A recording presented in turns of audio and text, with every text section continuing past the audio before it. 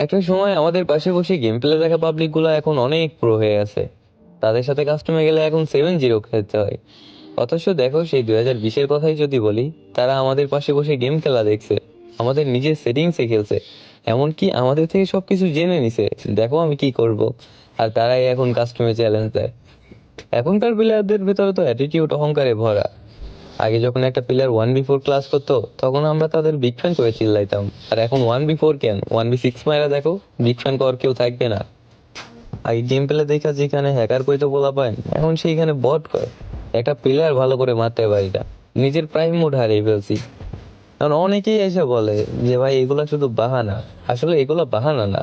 যারা তাদের old game play হারাইছে, প্রাইম গেম প্লে হারাইছে, তারাই শুধু জানে যে এটা কতটুকু বেদনাদায়ক। তোমরা আর নতুন প্লেয়ার কি বুঝবা ভাইয়া, তোমরা তো শুধু পারো ওইটাই, 1 ভার্সেস 1-এ আসো। আসলে সময়ের সাথে সাথে সবকিছুই পরিবর্তনশীল। একদিন হয়তোবা এই জিনিসটাও পরিবর্তন হয়ে যাবে।